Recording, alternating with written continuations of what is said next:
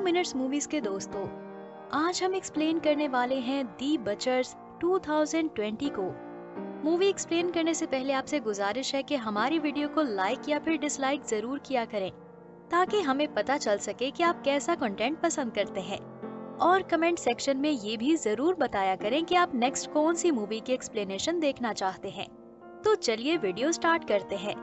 Film शुरू होते ही हमें दो भाई दिखाए जाते हैं जो कि अपनी माँ को कब्र में दफना रहे होते हैं। उनमें से एक भाई का नाम ओवेन था। जब वो दोनों अपनी माँ को दफना रहे होते हैं तो तभी एक कार वहाँ आकर रुकती है। दरअसल वो कार उस जगह पर आकर खराब हो गई थी। उस कार में एक कपल बैठा था। उस लड़की का नाम सेलेस्ट था। सेलेस्ट का शौहर बाहर जाकर उस गाड़ी को चेक करता है। जो कुछ उनके साथ होने वाला था उन्होंने उसकी कभी उम्मीद नहीं की होगी। ओवेन का भाई सेलेस्ट के शौहर पर पीछे से हमला करके उसे बेहोश कर देता है और अब वो पकड़ लेता है सेलेस्ट को और उसे किसी सुनसान जगह पर ले जाता है। उन दोनों भाइयों की शक्लें देखकर साफ पता चल रहा था कि वो दोनों अच्छे इंसान नहीं हैं। असल में वो दोनों भाई कैनिबल्स थे। वो वहाँ पर आने वाले लोगों को अपने जाल में फंसाकर उनको पकड़ लेते हैं और बाद में उनको काट कर खा जाते हैं। लेकिन वो सिर्फ मर्दों को खाते हैं, औरतों को नहीं, क्योंकि उन्होंने औरतों के लिए कुछ अलग ही सोचा हुआ था। और सेलेस्ट के हस्बैंड को वो काट चुके थे, पर सेलेस्ट को उन लोगों ने बांधा हुआ था। इसके बाद हमें कई महीनों बाद का मंजर दिखाया जाता है, जहाँ पर हम देखते हैं कि उन भाइयों ने अभी तक सेलेस्ट को किसी जानवर की तरह पिंजरे में कैद करके रखा हुआ था। आखिरकार हम यहाँ पर जानते हैं कि वो औरतों को क्यों पकड़ कर रखते हैं। असल में सेलेस्ट प्रेग्नेंट होती है, इसलिए वो उसके जरिए अपने खानदान को बढ़ाना चाहते थे। इसीलिए वो मर्दों को मार देते हैं और औरतों को कैद करके रखते हैं ताकि वो अपनी नस्ल आगे बढ़ा सके। उसके बाद हमें एक और कार दिखाई जाती है जो कि बिल्कुल उसी जगह पर आकर खराब हो जाती है। उस कार में टोटल 4 लोग थे जो कि आपस में दोस्त थे। उनमें से एक लड़की का नाम होता है टेलर और दूसरी का नाम होता है जेना। वहाँ पर मदद के लिए कोई दिखाई नहीं देता, इसीलिए जेना का दोस्त सीधा चलना शुरू कर देता है। जेना का दोस्त बिल्कुल अकेला जा रहा था, इसीलिए टेलर भी उसके साथ चली जाती है। अब काफी देर चलने के बाद टेलर और उसका दोस्त एक गैस स्टेशन पर पहुंच ही जाते हैं। उस स्टेशन पर उनको ओवेन मिलता है, जिसकी शक्ल देखकर ये लग रहा था कि वो भी शायद यहाँ पर किसी मदद के लिए आया है। ओवेन उनके लिए पुलिंग ट्रक मंगवा लेता है, पर वो लोग अब ओवेन की नजर में आ चुके थे और ओवेन भी सोच चुका था कि उनके साथ अब क्या किया जाए। दूसरी तरफ हम जेना और उसके दोस्त को एक साथ देखते हैं। जेना और उसका दोस्त बहुत ही सुकून से अपनी कार में बैठे होते हैं, लेकिन तभी वो देखते हैं कि कोई उनकी तस्वीरें ले रहा है।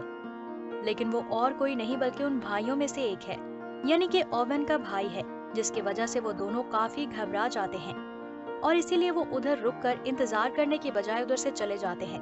रास्ते में उनको एक पिक्चर मिलती है जो कि उन लोगों की ही थी और वो लोग ये सोचने पर मजबूर हो जाते हैं कि कोई तो ऐसा है जो उन पर नजर रख रहा है।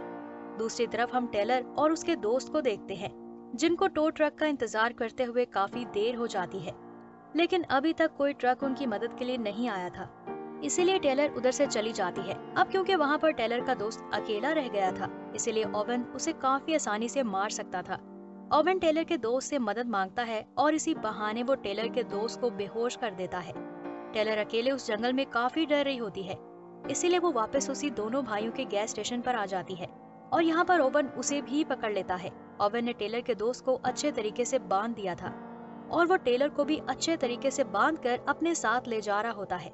दूसरी तरफ जेना और उसका दोस्त और आगे बढ़ते जा रहे थे और रास्ते में उनको एक और पिक्चर मिल जाती है जो कि उनके दोस्तों की थी। और इस पिक्चर को देखकर तो उन दोनों की टेंशन और ज्यादा बढ़ जाती है। अब वो लोग पिक्चर को देख ही रहे होते हैं कि तभी ओवेन का भाई वहाँ पर आ जाता है, जो कि बिल्कुल पागल था। जेना तो वहाँ से भागने में कामयाब हो जाती है, मगर उसका दोस्त वहाँ से नहीं भाग पाता और ओवेन का भाई जेना के दोस्त को पकड़ लेता है। भागते भागते जेना एक घर के सामने आ जाती है, जिसे देखकर जेना को थोड़ी तसल्ली हो जाती है। इससे पहले कि जेना उस घर में जाती, उसके सामने एक गाड़ी गुजरती है, लेकिन उन दोनों की किस्मत उनका साथ नहीं दे रही थी, क्योंकि उस गाड़ी में कोई और नहीं था बल्कि ओवेन था, जो कि टेलर को अपने साथ ले जा रहा था। और अब तो ओवेन को जेना भी मिल जाती है और उसे भी अपने साथ ले जाता है। घर पहुंचते ही जेना जल्दी से पुलिस को कॉल कर देती है। वहां पर जेना को बहुत सारी पिक्चर्स भी देखने को मिलती हैं, जो कि किसी और की नहीं बल्कि विक्टिम्स की थी।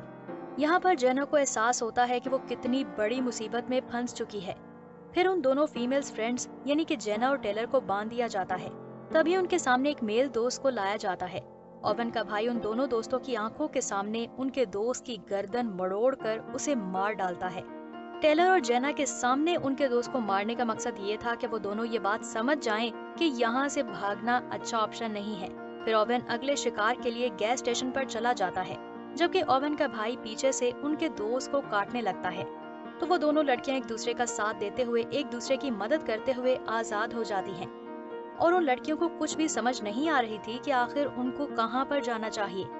इसी वजह से वो दोनों उसी जगह पर चली जाती हैं जहाँ पर उनकी कार खराब हुई थी।